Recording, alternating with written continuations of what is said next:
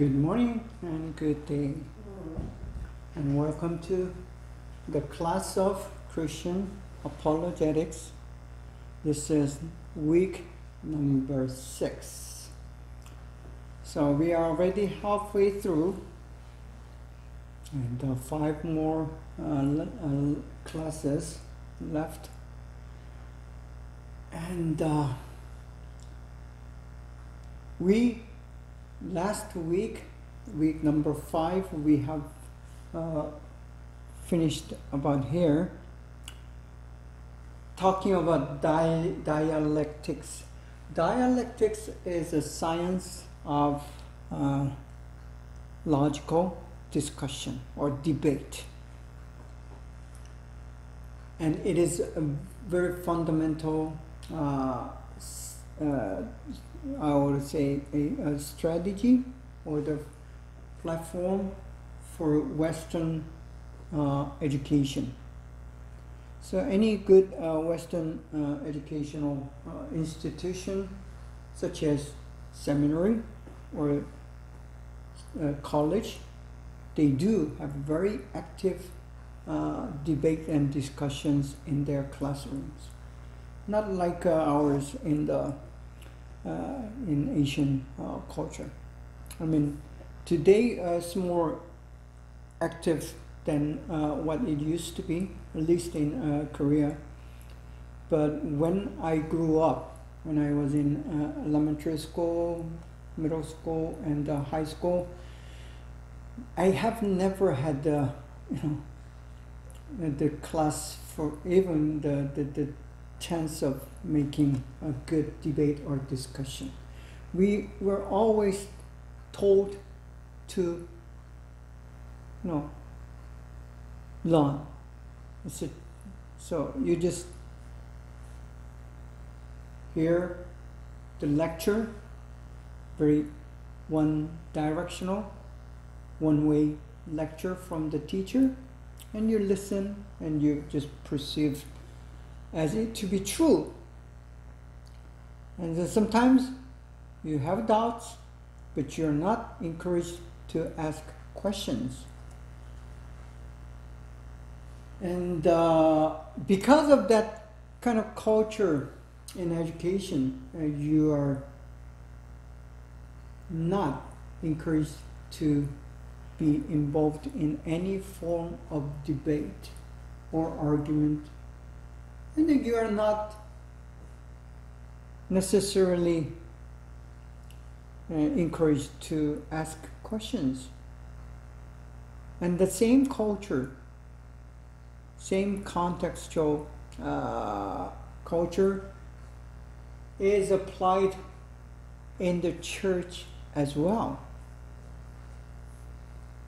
So this kind of apologetics is kind of foreign, it's strange, it's new to us, those who has been grown up in a Asian culture or Asian education system like ours. But in the Western culture, it is a very key element, especially in modern days. So we continue to look at this science of dialectics or logical discussion and debate. The art of investigating or discussing the truth of opinion. That's what the definition of dialectics is in the dictionary. It's an art and it's a science. And it takes investigation and discussion about the truth or of opinions. Truth of opinions.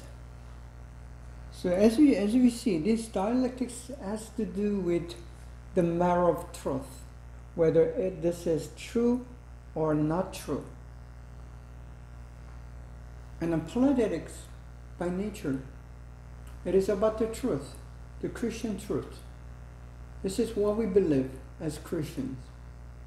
And this is what they think about Christianity or Christian truth. And there is if there's a differences or controversies, then it becomes the issue for apologetics. And to defend yourself and to persuade others, indeed, what we believe is true, then we need to be involved. I mean, you cannot avoid to have this dialectics or debates. So it is kind of rational reasoning. Rational reasoning. It begins with your brain. Has to be rational, reasonable. And it's argumentation. Argumentation means you speak about your position and then they speak about their position. So two different positions or two different beliefs.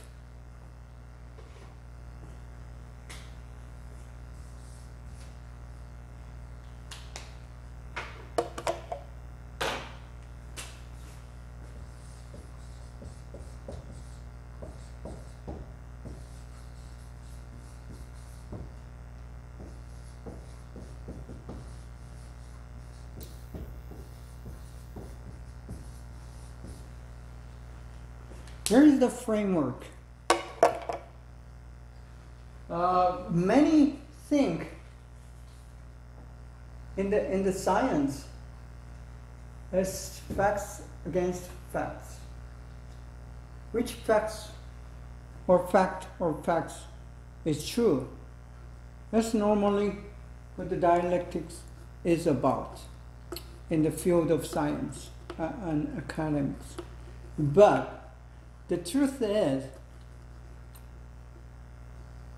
in apologetics, it's more about excuse me. It's about belief against belief. It's what I believe and what you believe. And if it's the same, there's no problem. But when it is different, or it contradicts one another, then we have problem. So that causes you to argue. Arguing is I am right and you are wrong. There's a matter of, okay, you are right and I am right too. This is an issue of diversity. It's a matter of choice. It's a matter of preference. When that is the case, there's no, you can just dialogue, not dialectics. You try to understand one another and a Prof, okay, you can have your position and I will have my position. You agree to disagree.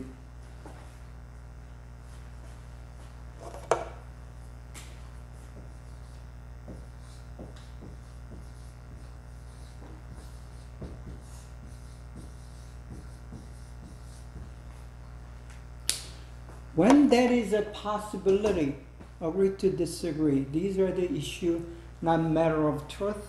It's a matter of preference, matter of choice. You can have your ways, I can have my ways, and it doesn't contradict one another. There's no conflict. And there's no need for argument. But when you cannot agree to disagree, only choices you are disagreeing, then one will be right and one will be wrong.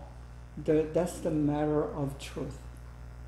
So argumentation, dialectics has to do with argument, the matter of right and wrong, which is matter of truth.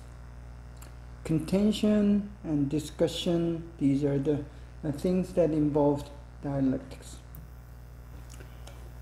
So the debate is trying to prove prove your position, your statement, or your thesis.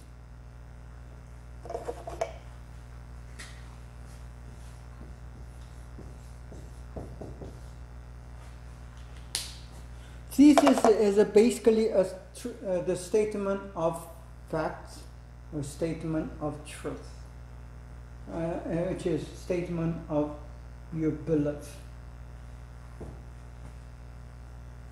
So when your thesis is do not agree with someone else, then you have to debate, trying to prove that your thesis, your position, and your belief is true. Dialogue is probably the basic position that you begin with. You begin to have a dialectics. So good dialectics has to have a mutual respect for the right for them to have their own opinion and own position.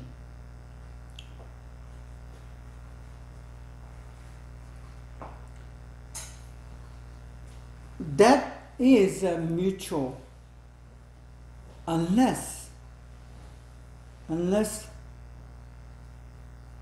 the other party that you are arguing with, to have dialectics with, does not have intention to eliminate you, meaning kill you, or deny you, or disrespect you, then there is no, it's not dialogue, it's a fight, it's a war. So even within the apologetics, I told you there is a cold apologetics and warm apologetics. Warm apologetics or positive apologetics begins with the mutual respect and the position of having to have dialogue, trying to understand one another. While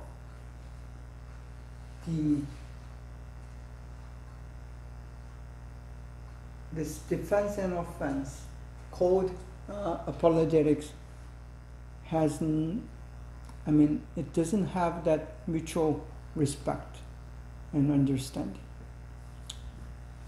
Dialectics by nature has a logical argument. It has to be logical. It has to make a sense. Sense to common sense. There are many logics. Logic itself, study of logic itself is a very big field of academics, and we will not go into that detail, but it has to be logical. And then inquiry into metaphysical contradictions and their solutions. That's another definition of dialectics. So dialectics is an inquiry. It's a question. It's a search. It's a quest. It's that very human intention. By nature, we are curious. There is a curiosity, and the human are trying to get the answers when they are faced with the puzzling questions and unknown. It's our nature to try to get to know the things and clarify the confusions, and then get rid of doubts. That's a human nature. And it says metaphysical contradiction. See, But the apologetics has to do with something that's beyond metaphysical contradictions. So for us, the Christian apologetics, it includes not only the metaphysical, but anything that is contradiction. Physical, metaphysical, paraphysical, spiritual, psychological, philosophical, ideological, all these contradictions are included. And their solution. Solution could be agree to disagree. And many times apologetics does not have the agreed conclusion. Usually they don't. Especially the cold apologetics or negative apologetics, they do not come with one good solution. I mean, it rarely happens. Now, the elements that are involved in having a Christian apologetics, these are the elements, the constructs. So let's continue. So these are all elements, and you could say principles, or the contents. Yep. These are the things that you need to be aware of as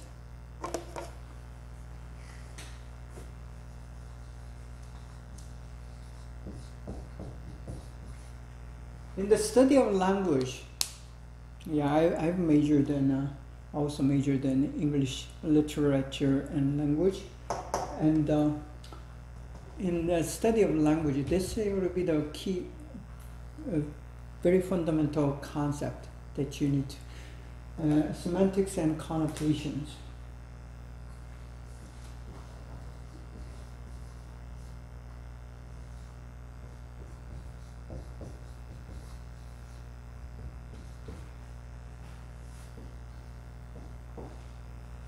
Semantic or connotation has to do with the meaning. When you're trying to understand the meaning of a certain word, there are more than one simple definition. Usually, for example, love. When you're trying to define love, there are many sub-meanings, the elements of the word, the concepts that comes with understanding of love. Deeper the concept, more deeper the semantics and connotation. So we're trying to explain love, warmth, excitement, the desire, and there are many sub-concepts, the meanings that you need to address, trying to explain the word love. Same thing with any other academic definition. So trying to understand the apologetics, you need to understand these elements that comes within the scope of semantics or the connotation or meanings. Number one, critical thinking. I just shared my own experience as I grow up in a Korean culture, Korean education system. You're not encouraged to do the critical thinking. You're not to be critical. You need to be submissive, obedience. And that's how many these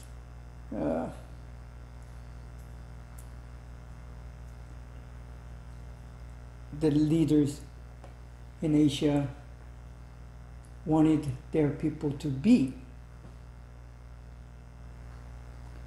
And they don't want it.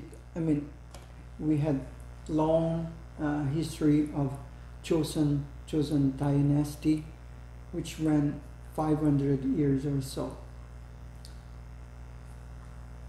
And they used this ideology from China. They borrowed it. They fully utilized it to rule the nation and governed, adopting that idea as a ideology for the country. And sometimes we call Confucianism or Confucian ideal or ideology, however they call it. Basically, its paradigm is very horizontal, authoritarian.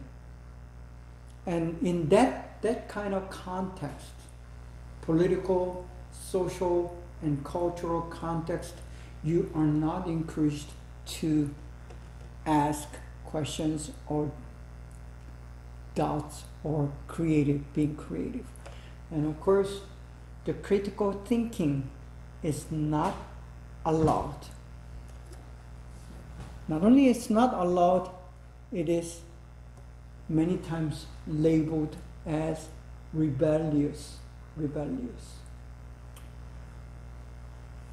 So critical is a good thing, very good thing in Western culture, but in most of Asian culture, not even though it's not all of the Asia, but at least China, Korea, Japan, and these cultures, Far Eastern culture, the critical thinking is bad. It's not something good.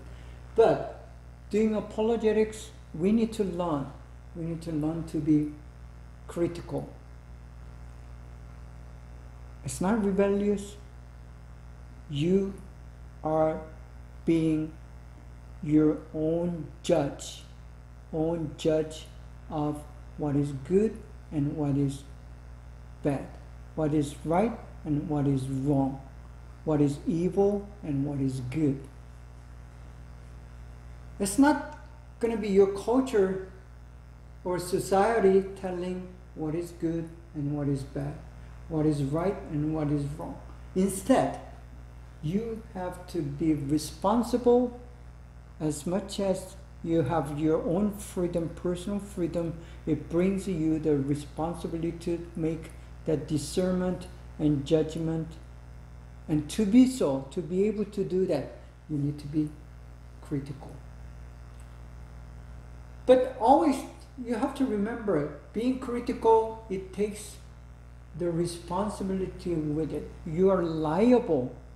Liable meaning you are responsible for your own judgment. It'll be much easier for most of people to make that kind of judgment for you instead of you making that judgment and being responsible. See, I mean, you can avoid and say, it is the culture, it is society, it is my father, it is my teacher, it is my pastor who told me so, and I just followed. Well, you can avoid the guilt, and you're not being fully a person. You to be fully a person, a whole person, you should be able to make your own value judgment. See, that is very heavy responsibility actually. It's a burden. It's burdensome. Because when you try to exercise your freedom, it's not, the freedom is not, I do whatever I can do, I want to do, and I can do whatever I want to do.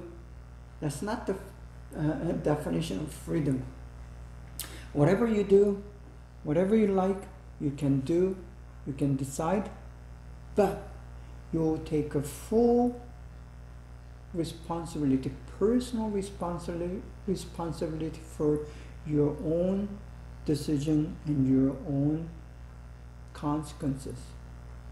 So that's how this Christian theology or ideology or philosophy is embedded in Western culture. I mean, Western culture did not born like this, that as we know today, but it had a long history, almost 1,000, 1,500, 1,600 years of Christian influence as they develop that cultural heritage and the worldview. So critical thinking is something foreign to many of us students who are listening to this lecture, because most of us are, as we see, Asian and Korean, Chinese, Japanese, and this is not something familiar with us, and it's not within us. So it is difficult for us to do a good apologetics. And the reason I emphasize this is something that you need to learn and train and practice, and make that paradigm shift, which is not easy. I mean, it's not something that you can decide today and do it tomorrow. It doesn't work that way. It takes a lot of learning and practice and relearning, and it takes time, but you need to do that. Without it, then you're not going to be able to do good apologetics. We are accustomed, unfortunately, or fortunately for sometimes, for some people, but we were told what we should believe, either by parents or the teachers or by the government. And government had an much easier way to deal with their people who are not critical, who are not accustomed to the critical thinking, because they never learned to do that.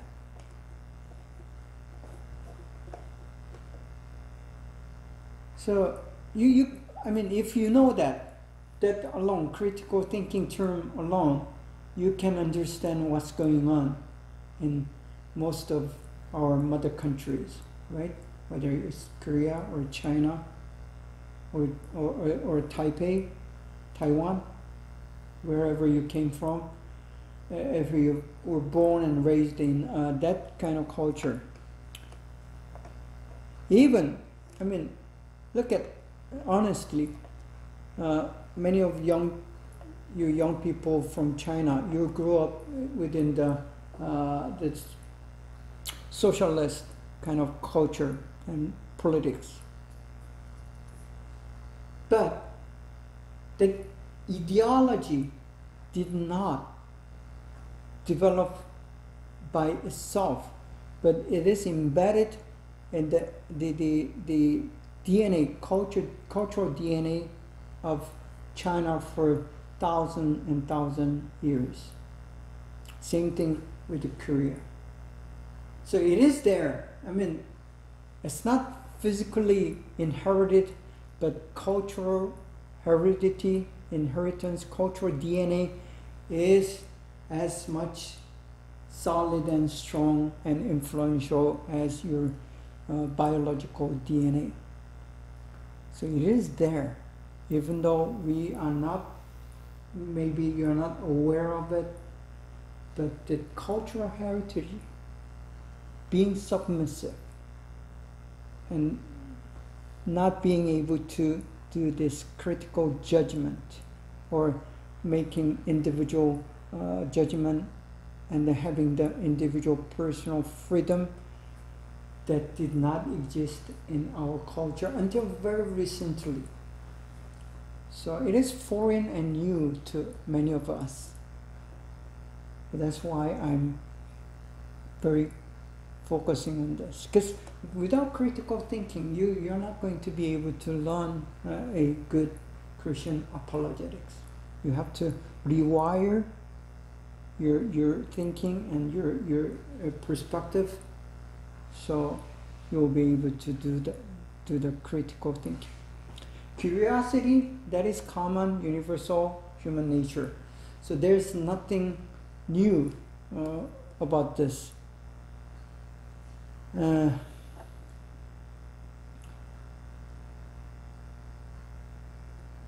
Curiosity is simply you have that innermost desire to know about the unknown, to learn about something that is new, asking questions when you're puzzled and confused. That's the nature of curiosity, and everyone has it. The only problem is some culture encourages to have that curiosity and try to develop and promote curiosity, while some cultures does not do that. And then it goes along with the critical thinking.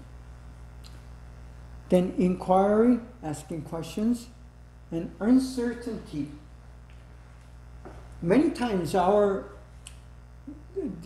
art of dialectics or the apologetics, for the matter, has to do with something that's not certain, something that's not clear. If something is foggy and cloudy, you have that intention and desire to clarify.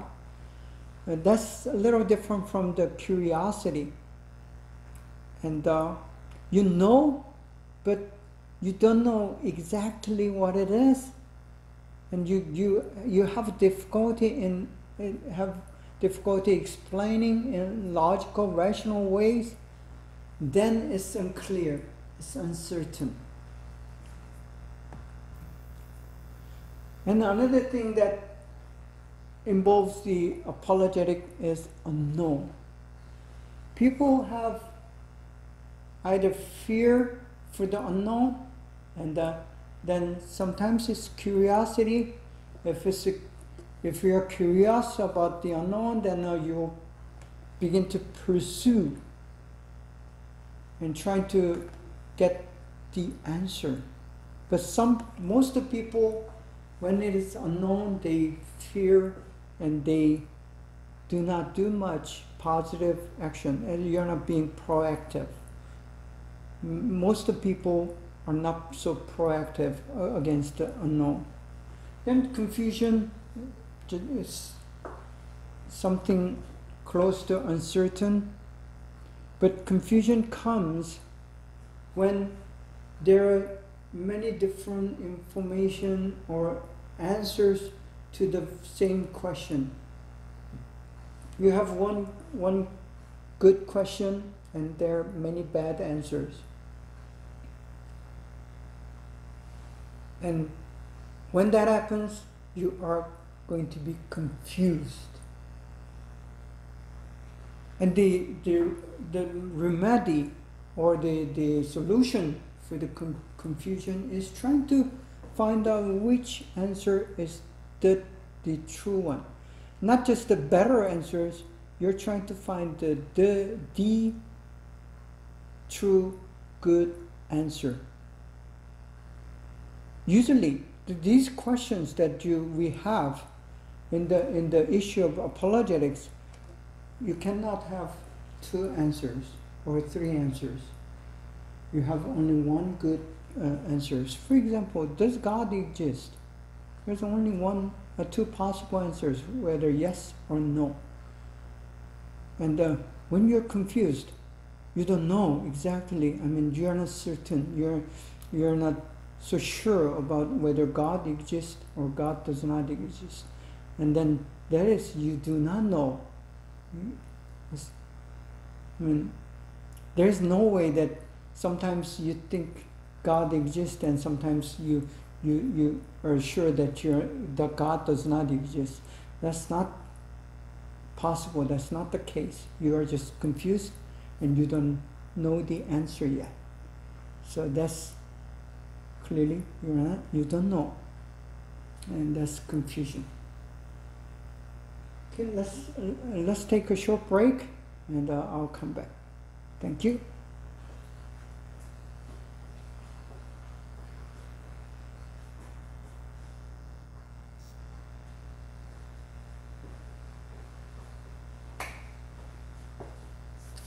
Okay, let us continue with our second part of week number 6.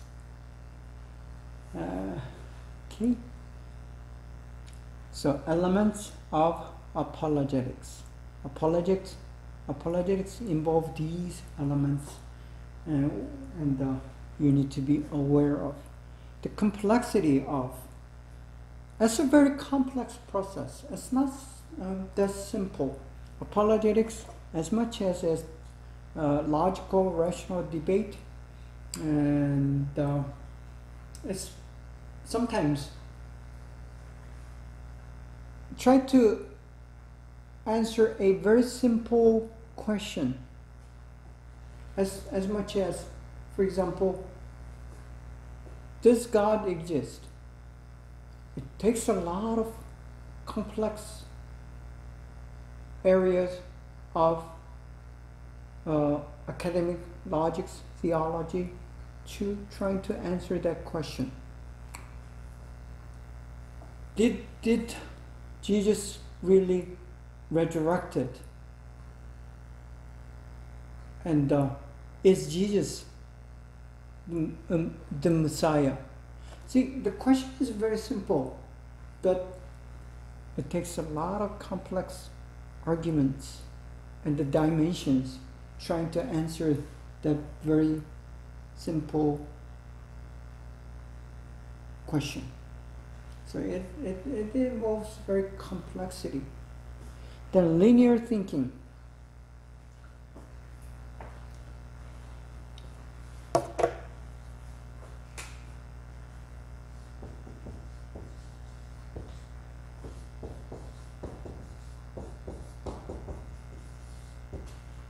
Linear thinking process is both good and bad for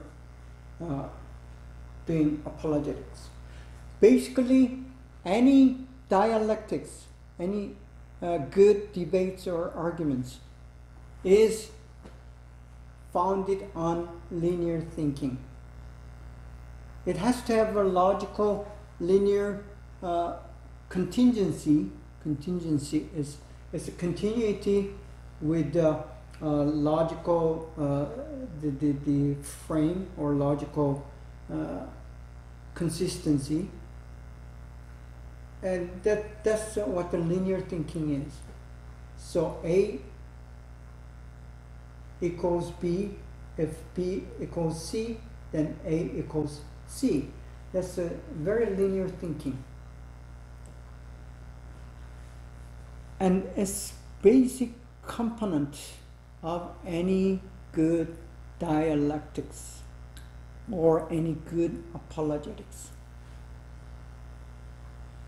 Say, for example, say, if God exists, then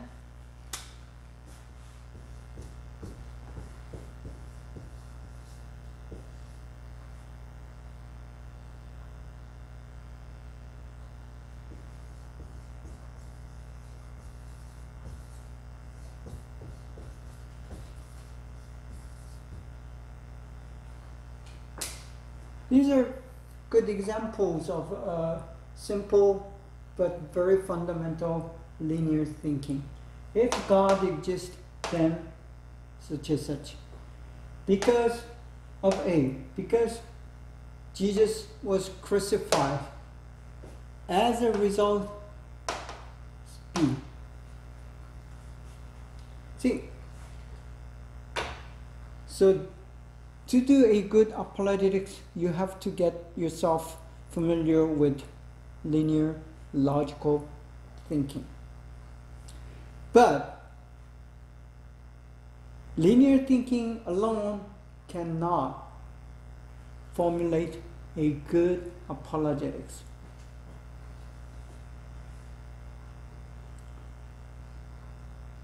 It takes more of three-dimensional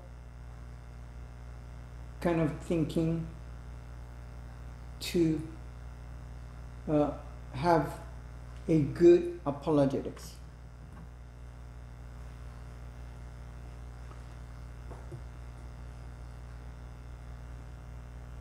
Conviction. It's about the conviction. If you're not firm, solid, strong about what you believe, then the apologetics will not happen. If you doubt, if you have questions about your own thesis, own statement, then you're not going to be able to do any good apologetics. So you have to have your position need to be solid, and that's called conviction. And confirmation and assurance, pretty similar to conviction. And confirmation is as a result of a good discussion, debate, and good apologetic dialectics and process, then you finally be able to confirm what you think you believe. What you think you believe and what you believe is totally two different things. And I want to make it very clear about this, because if you have a good dialogue or good counsel with one of your congregation members, the church members, many cases they think they believe.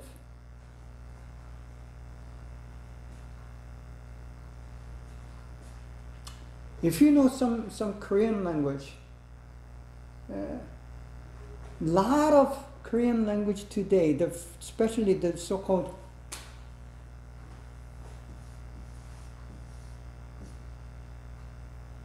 MZ generation, these are new generation that were born after year 2000.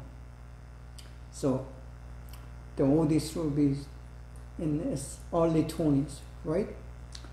This generation, when you hear the Korean language, they use ending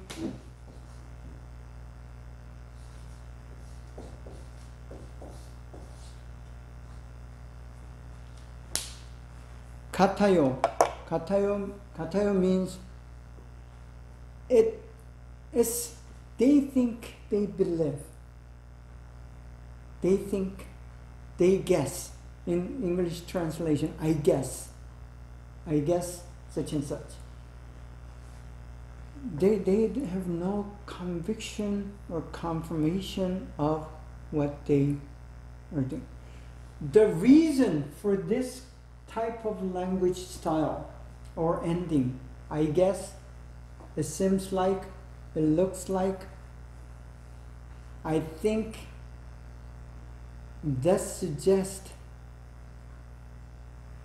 the reason is they do not want to take a responsibility for what they are saying.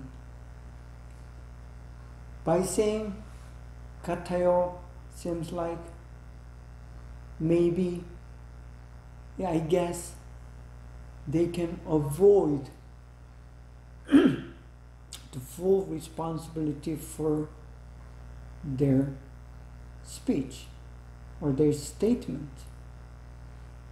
That's bad. That's very bad for any believer, any Christian. You cannot say, I guess God exists.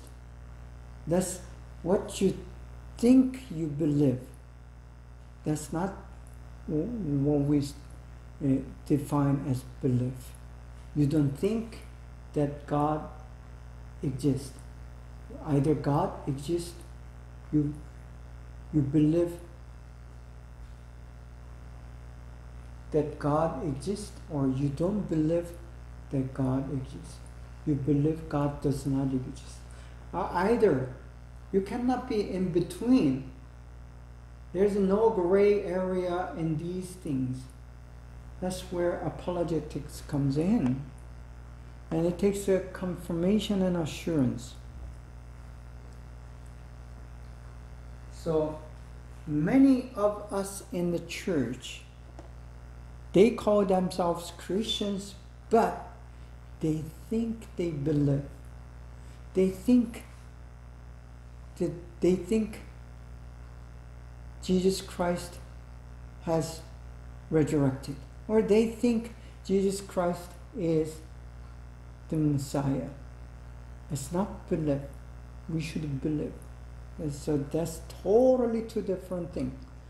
But majority, I wouldn't say many of those who are in the church, they think they believe. So our job as pastors and teachers is to make sure and make that confirmation of their faith. So the apologetics is a very important tool for any Christian leaders, especially who are doing the spiritual counseling. You need to make sure that they do believe, to confirm their faith, confirm their eternal life, confirm their salvation. It is your job as a teacher and pastor. Controversy. It always has to do with controversy. The questionable issues. Thesis with question or questions. You cannot agree upon. So these things are not things that you agree to disagree. If you can agree to disagree, there is no controversy. Even if there were controversy, you accept and respect one's belief, and it is okay for you to believe that.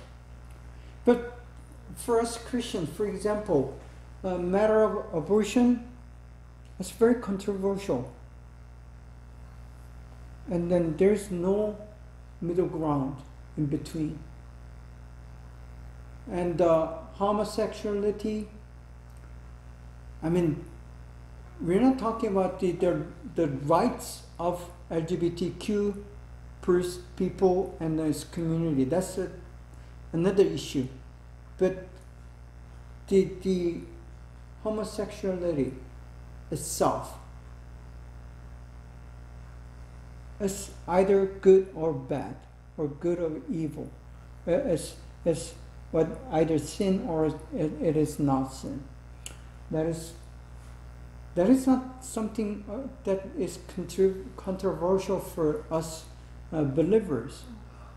But sadly, unfortunately, many Christians are confused, and it becomes a controversy even within Christian community. Contradiction.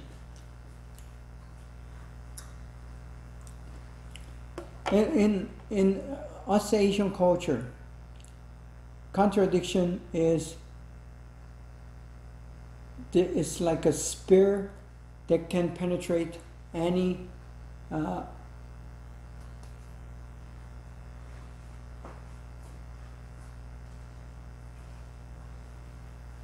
방패가 뭐지 영어로? 방패. Any shield. And there's a shield that can protect or cannot be penetrated by any spirit. These two cannot exist at the same time. See, that's our concept of contradiction. And if both exist, and it becomes not only a contradiction, it becomes a paradox and a dilemma. So many times apologetics has to deal with this paradox and dilemma beyond contradiction. Confrontation and the conversation. These are two different modes of trying to resolve these controversial issues or problems or theses. When you face an opponent, you can either converse or confront. Sometimes confrontation is a proper mode, and sometimes conversation is proper mode. And for the warm apologetics or positive apologetics, we take a position of conversation. But for the cold apologetics, when we do it against the heretics or anti-Christians, then we do confrontation. Because even though it's the same question, same controversy, the position of antichrist and heretics, their motive is evil. It's not good. But those honest seekers, they ask just pure, simple, honest questions, and we do engage in conversation. Okay?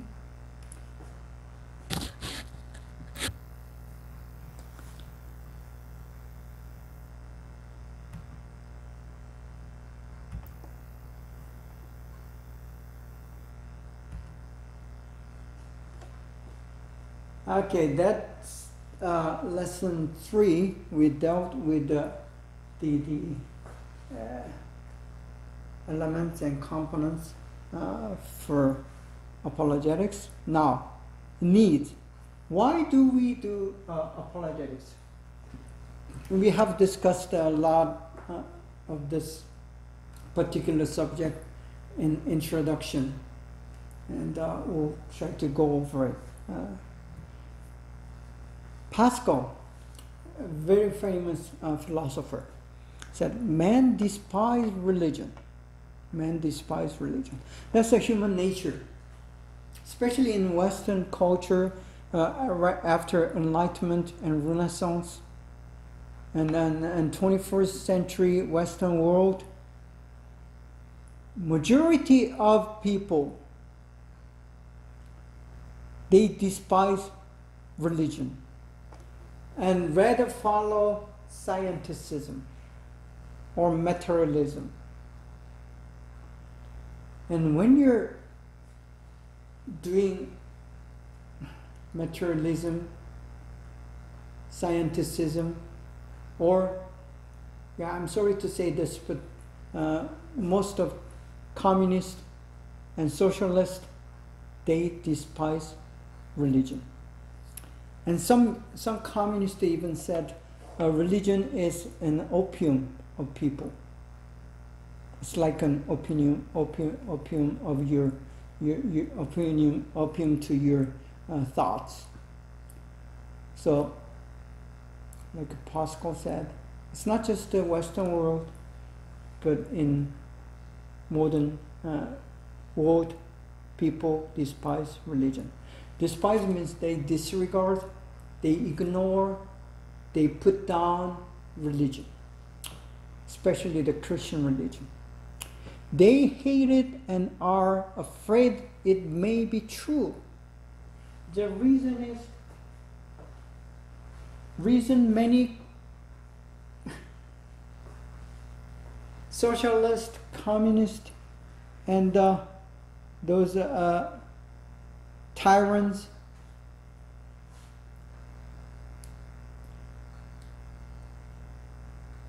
trying to put down Christianity is they are afraid of it.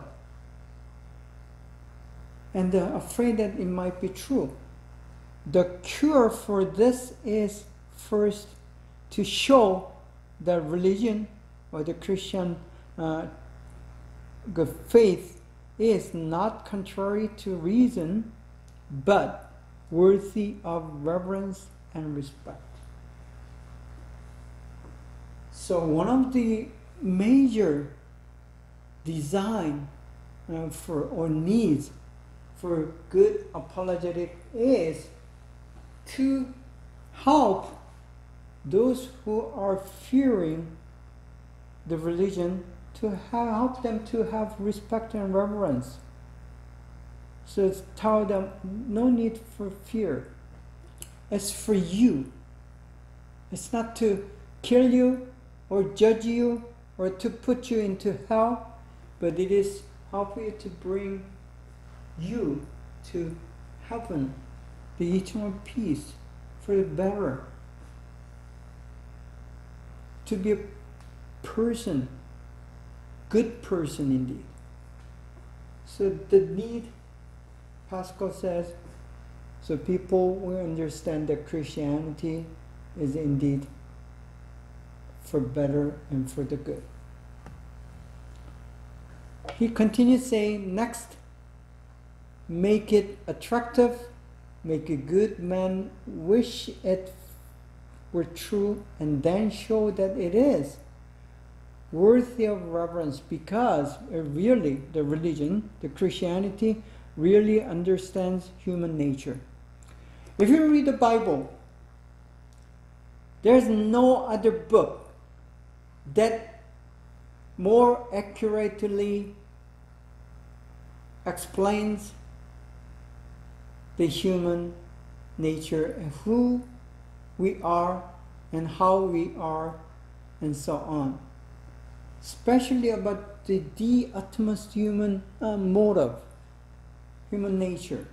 It does explain exactly who you are. And that's why we feel guilty and we are afraid when you first read the Bible. You don't like to read the Bible because it penetrates your heart, and it stimulates your guilt, the hidden guilt that is inside you. It reveals true self, and then you fear, you don't like it, but you have to acknowledge. So many people try to avoid and put down and to distance the Bible and the Christianity because they know it is true.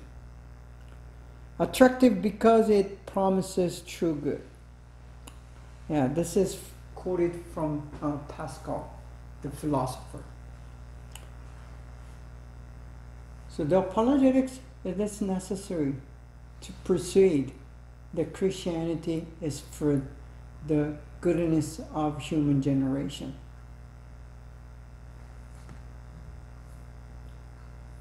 Grutuis, he's the one who wrote one of the textbooks that we are using for this class. And he said, the word apologetic is often used today in a derogatory way to mean a biased and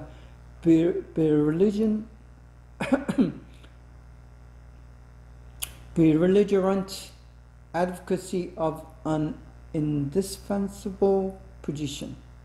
Yet the idea of presenting a credible apology for a legitimate position or viewpoint has a long and rich history.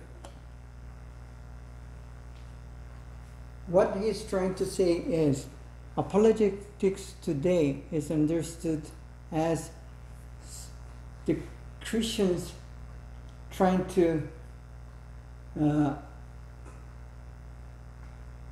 apologize, trying to apologize for their belief.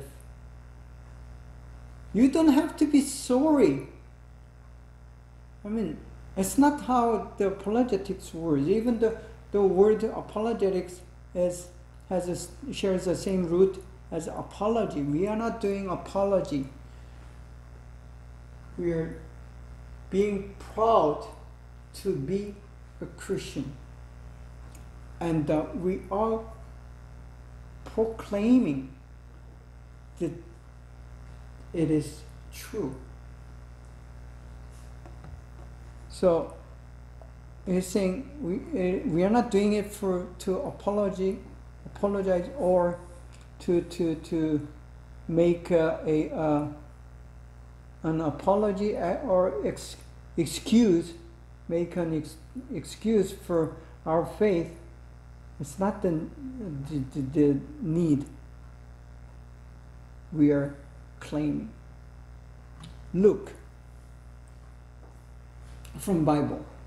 Many have undertaken to draw up an account of the things that have been fulfilled among us, just as they were handed down to us by those who from the first were eyewitnesses and servants of the word. So we are simply saying what we have witnessed, what we have experienced, what we have seen, and what we know. I mean, it's a duty for any person who had witnesses. And when you're asked the question, you just tell them what you have experienced, what you know to be true. So basically, it is saying it is mandate and it is duty.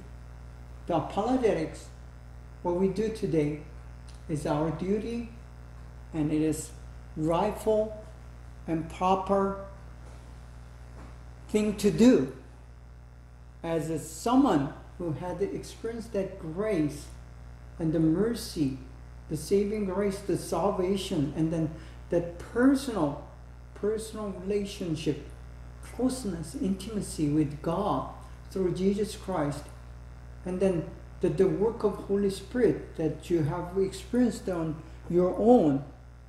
Indeed, if that's the case, you are to share that.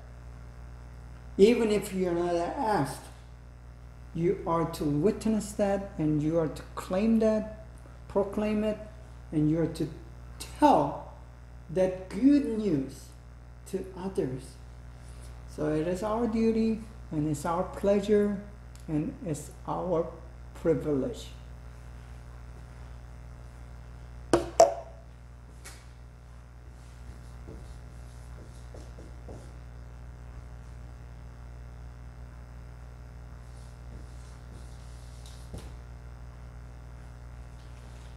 So it's our privilege, special, very special and honorable duty.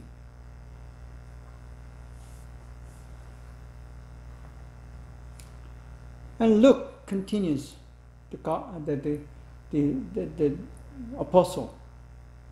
With this in mind, since I myself have carefully investigated everything from the beginning, I too decide to write an orderly account for you, most excellent Theophilus, so that you may know the certainty of the things you have been taught. See, look at the last statement. To know the certainty of the things you have been taught or told. So you were told to believe, and you're taught of the gospel, the things in the Bible. But unless you make your own confirmation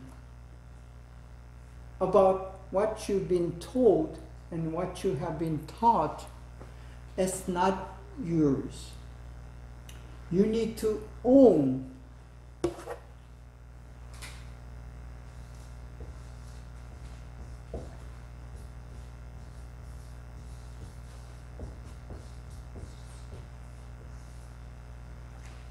you need to possess, you need to own the faith. In other words, it has to be yours. You cannot believe someone else's belief. That's not how the belief is defined. Belief is belief when it is yours, when it is confirmed, when it is assured, and so much so you're convicted, you're committed, and you can die for the sake of that faith. Faith is stronger than your life, physical life. You can kill, someone can kill you, your body, your physical body, but they cannot kill your spirit. And the faith has to do with the spirit. And it takes a conviction and commitment. It to become, your faith to become something of faith. So belief is a very strong thing. It is conviction. Unless you can commit your life for what you believe, it's not a belief. It can be your idea, your philosophy. I mean, philosophy is something that you don't die for. You can strongly suggest it, you can strongly teach it, but philosophy is not worthy of death. Some people die for the sake of ideology. Ideology is very strong belief. But faith, the Christian faith, it has to be worthy of your life. So the apologetics is the way to help someone who is doubting, who is confused, who are not so certain, help them to be certain of what he or she believes. That's the very need for our apologetics. As much as apologetics has to do with defense and offense against those heretics, non-believers, and antichrist, but it helps us, the believers, who are not so certain, who are not so convicted, help them to become convicted. That's what the Luke has done in his gospel. So he writes the gospel not only to let them know who Jesus is, but also help them to be convicted about their faith. So when Luke wrote his gospel, he had two readers in his mind, one non-believers, and then who has already in the church and who think they are believed. So he wants to strengthen and reinforce their belief. That's part of apologetics. Apologetics also has to do with the non-believers, help them to come to faith in the gospel. But apologetics also helps those Christians to confirm and affirm and solidly convict their faith. So that's why we are doing our apologetics.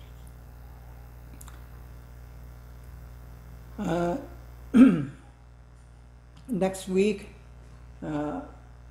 we'll begin with this purpose of apologetics. But for again, the need for apologetics is first to defend our faith against those challenges and attacks, and then doubters and questioners and non-believers, but also affirm and confirm and help those who are within the church. And today, there's more need for this, the secondary, because many, probably at least two-thirds of those believers, so-called Christians in the church, are not so sure about what they believe, and they are so misled and far from biblical. So the apologetics helps us to be biblical and teach them the right, correct gospel and biblical truth. Okay, so thank you for your attention and listening, and I'll see you next week, and we'll close today's class here. God bless. And